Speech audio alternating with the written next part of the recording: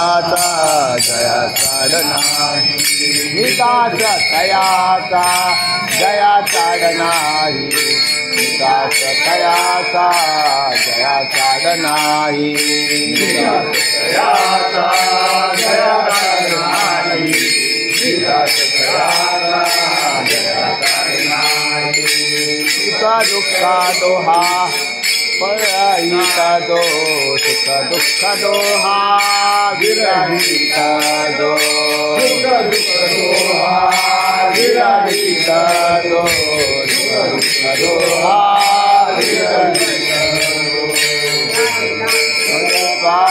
भिवरेचे राहिला ते उभा भिवरेचे तीरी राहिला ते उभा भिवरेचे तीरी राहिला ते उभा भिवरेचे तीरी राहिला ते उभा भिवरेच्या तीरी राहिला ते उभा भिवरेच्या तीरी राहिला ते उभा भिवरेच्या तीरी राहिला ते उभा भिवरेच्या तीरी नवल काय दारोनिया कटलोई दारोनिया कटलोई दारोनिया कटलोई दारोनिया राहिला ते उभा भिवरेच्या तीरी राहिला ते उभा भिवरेच्या तीरी राहिला ते उभा भिवरेच्या तीरी राहिला ते उभा भिवरेच्या तीरी राहिला ते उभा भिवरेच्या तीरी राहिला ते उभा भिवरेच्या तीरी राहिला ते उभा भिवरेच्या तीरी राहिला ते उभा भिवरेच्या तीरी नवल काय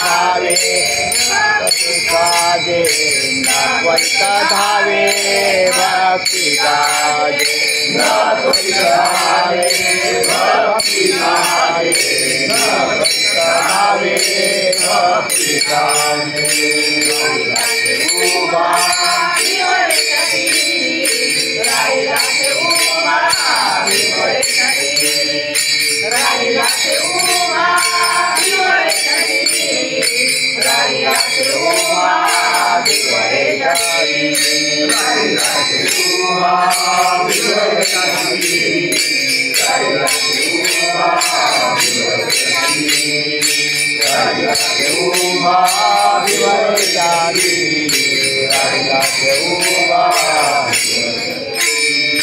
सर्व भार माझा त्याची आहे चिंता सर्व भार माझा त्याची आहे चिंता सर्व माझा त्याची आहे चिंता सर्व माझा त्याची आहे चिंता तुझी माझा दाता तुझी माझा दाता सर्व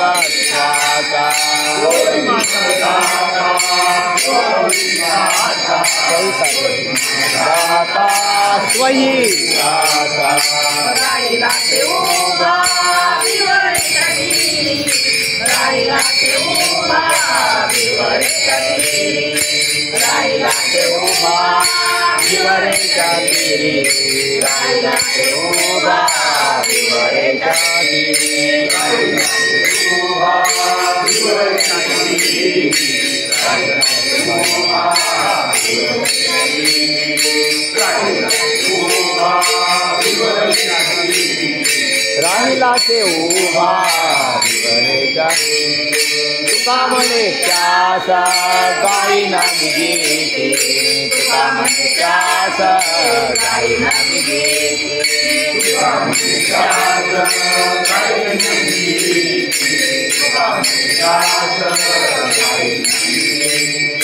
आणि जाते चित्ते ना नादरी काही आणि कसे चित्ते नादरी काही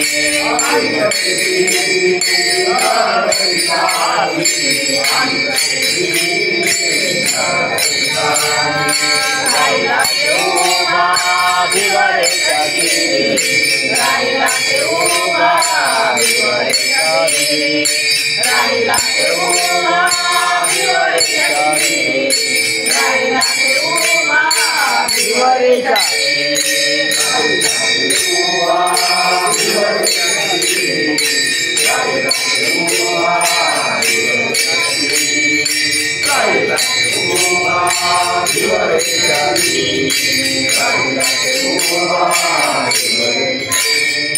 कटा दोही कारी धारोनिया कटा दोही कारी धारोनिया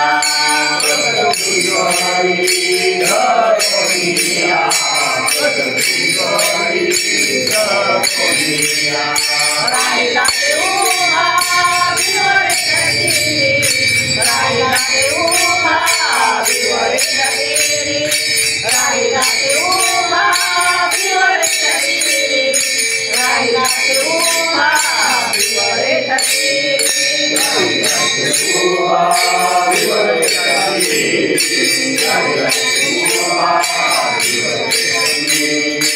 राहिला ते उभा भिवरेच्या तीरी राहिला ते उभा भिवरेच्या तीरी ठोबा रखुमा जय जय ठोबा रखुमा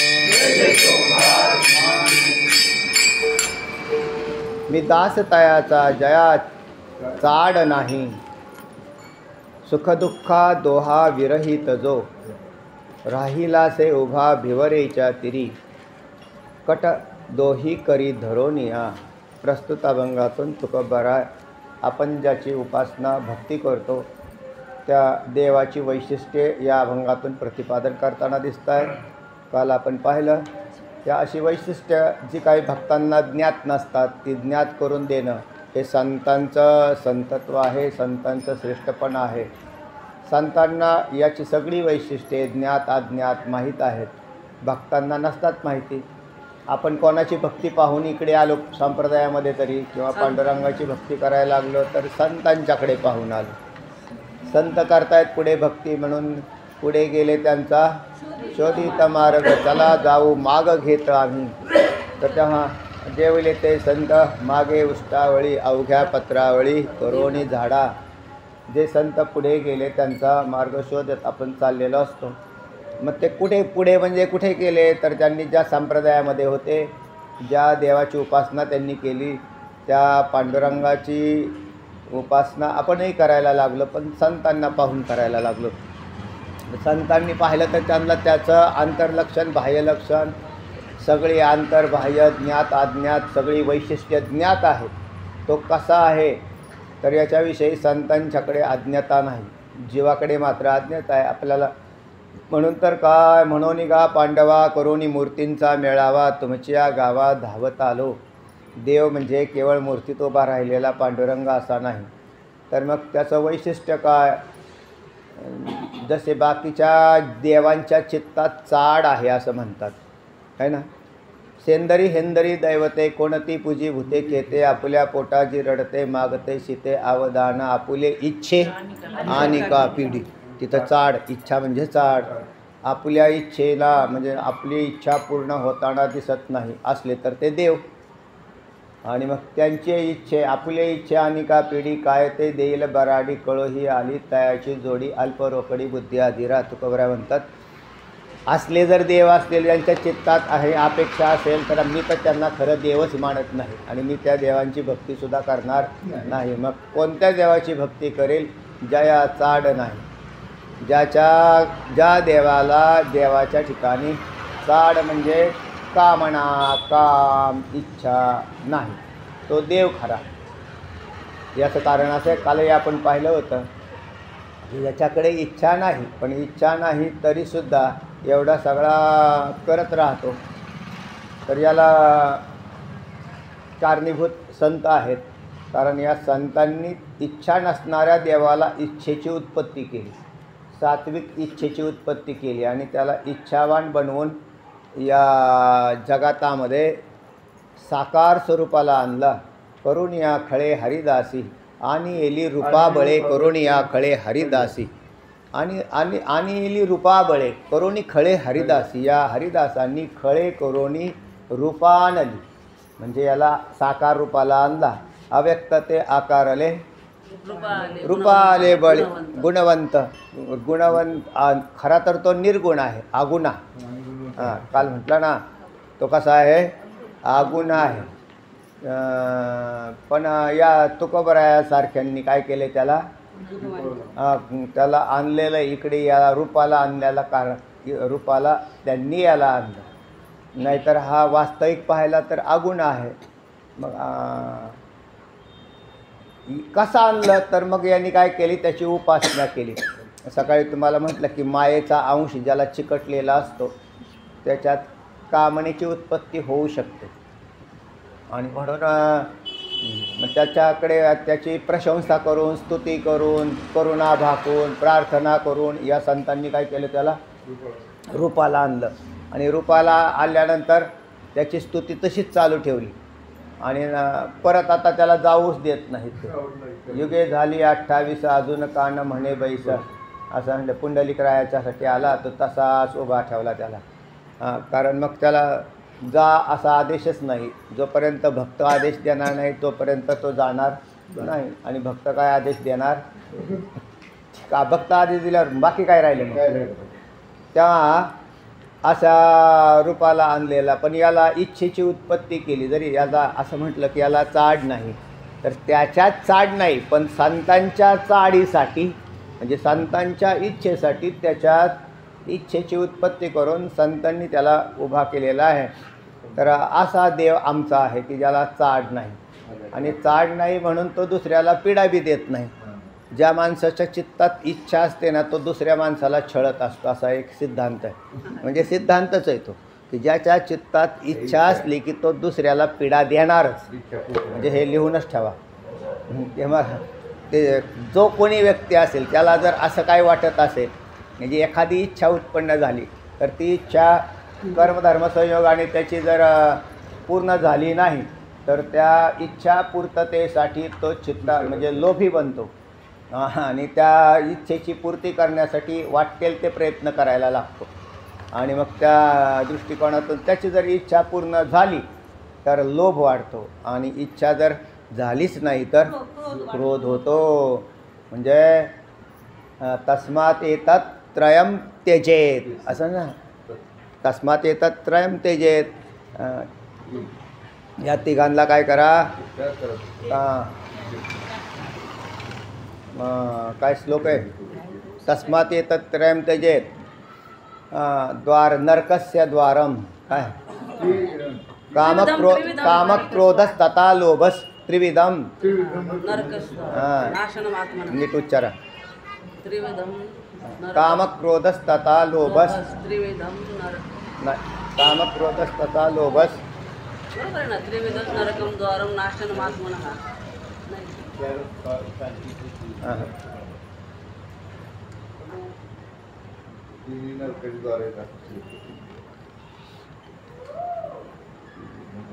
चला.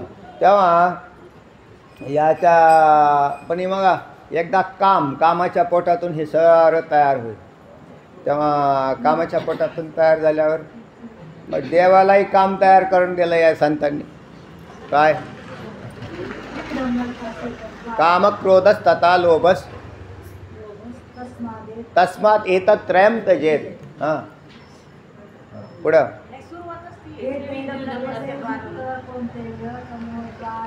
काय उच्चारा बरं, श्लोक उच्चारा नीट.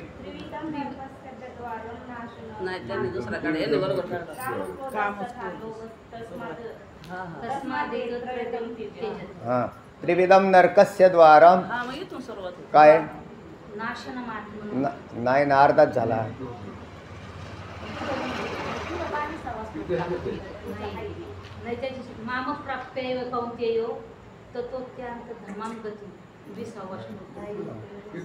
तुम्हाला एक श्लोक उच्चारता येणार म्हणजे विशेष आहे.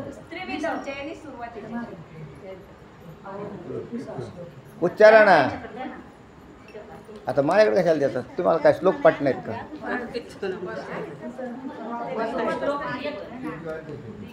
काम क्रोधस्तथा लोभस्तस्मादेतत्रयं त्यजेत एतैर्विमुक्त कौन्तेय तमोद्वारे अनेक अनेक चल.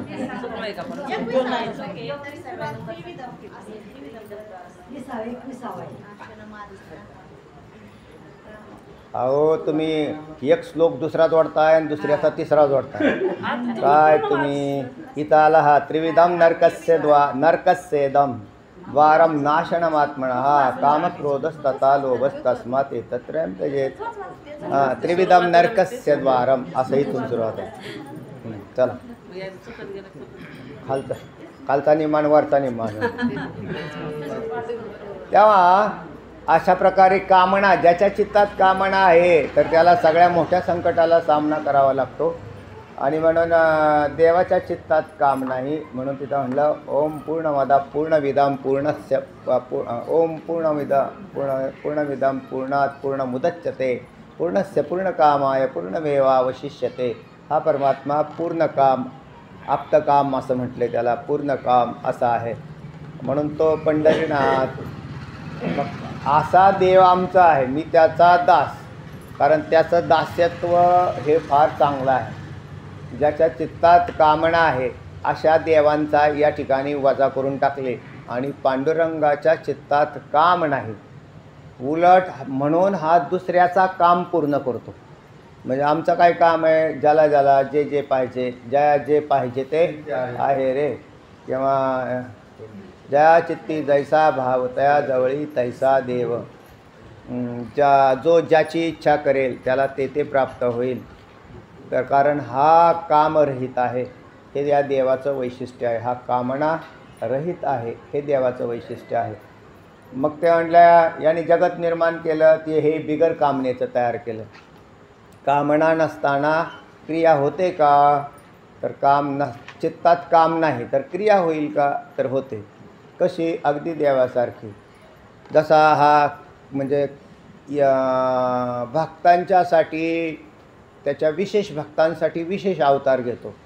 त्यामध्येही विशेष कर्म करतानाही दिसतो. जसा भगवान श्रीकृष्णांनी अवतार धारण केला तर अनेक भक्तांच्या इच्छेच्या पूर्तीसाठी याला अवतार घ्यावा लागला.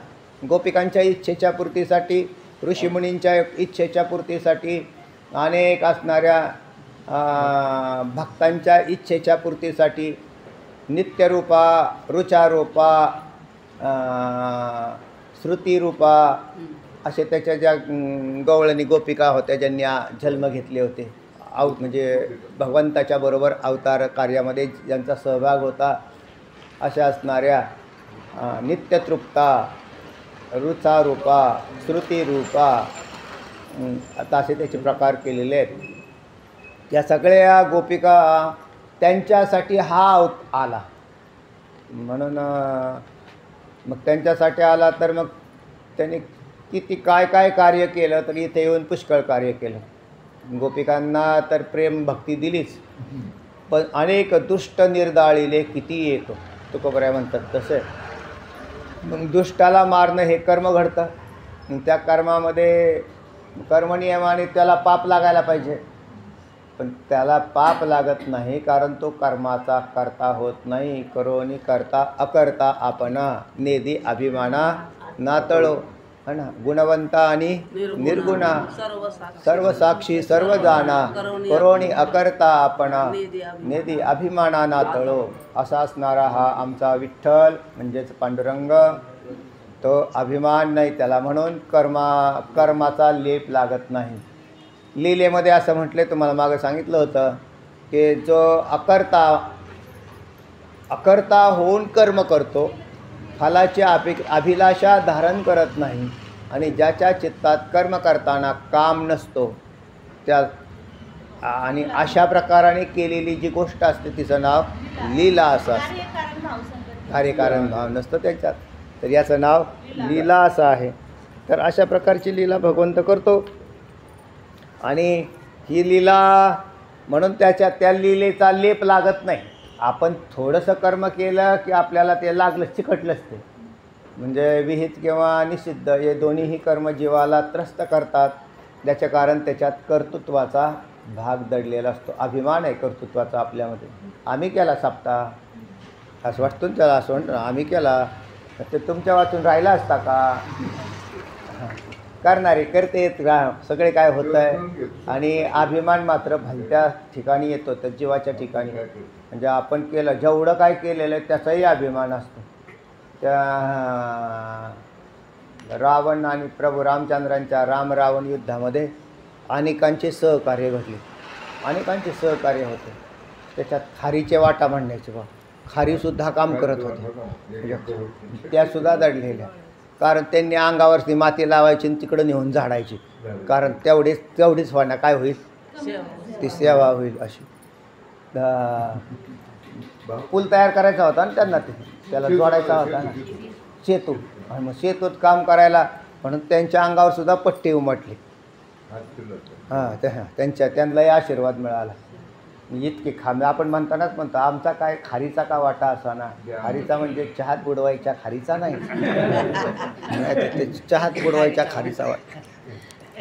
तर ती खारी हरिताय आपण दिला म्हणते. त्याचा तेवढा जरी असेल पण त्याच्यातही म्हणजे अहंकाररहित अशी सेवा जर असेल तर त्याच्यात देव प्रसन्न होतो. आपल्याला जर देवाच्या जवळ जायचं असेल तर अहंकाराला बाजूला सारावं, म्हणजे आपण देवाच्या जवळ जातो. कुठल्याही कर्माचा लेप असाच त्याच्यातून पूर्ण बाहेर गेला की अधिक देवाच्या जवळ जाता येईल. आणि अशा प्रकारे भगवंत तर मूळचाच तसा आहे. म्हणून असे भक्त तुकोबरायांसारखे याची सेवा करताना दिसत आहेत. तेव्हा मी दास तयाचा जया चाड नाही, ज्याला चाड नाही असाच देवाचा मी दास होतो. याच्यातून बाकीचे देवांना वजा केलं. बाकीचे देव कोणते? केलेले, झालेले, बनवलेले, पदावर बसलेले, आरूढ झालेले हे सगळे देव. म्हणजे केलेले, झाले ना, बरेचसे देव झाले. काही केले, तयार केले मानवांनी, तर असे सगळ्या देवांना वजा करून टाकलं. कारण ह्या सगळ्या देवांच्या चित्तात चाड आहे. आणि असा एकच देव आहे की जो पूर्ण काम आहे. तसा ना माऊली म्हटले ना, तैसा पूर्ण काम श्री निवृत्ती मी ज्ञानदेव म्हणे. काय होवी चिंतामणी आलिया हाती का चिंतामणी आलिया हाती सदा विजय वृत्ती मनोरथी तैसा पूर्ण काम श्री निवृत्ती ज्ञानदेव म्हणे. म्हणजे आमचे सद्गुरूसुद्धा कसे आहेत? पूर्ण काम आहेत. माऊली ज्ञानोबराय सद्गुरूंचं वर्णन करताना देवासारखं करतात. आणि आहेत देवासारखे, जे देवासारखे असतात तेच गुरुजी झाले. चांगला तरी पूर्ण काम, चांगला तरी पूर्ण काम, गोड तरी याचेचे नाम, दयाळू तरी अवघा धर्म, भला तरी दासाश्रम होऊ नेदी, उदार तरी लक्ष्मी ऐसी, झुंजार तरी कळी काळासी. पुढं झुंजार तरी कळी काळासी, पापाची राशी नाही, झुंजार तरी कळी काळासी, जाणता तयासी तोची एक राहिला अजून. चला, तेव्हा असा चांगला तरी पूर्ण काम, चांगला तरी पूर्ण काम, गोड तरी याचेचे नाम, असा हा अतिशय चांगला पूर्ण काम असणारा हा त्याचा मी दास आहे. हरी सुंदर ते जाण उभे विषेवरी, हार गळा काश पितांबर.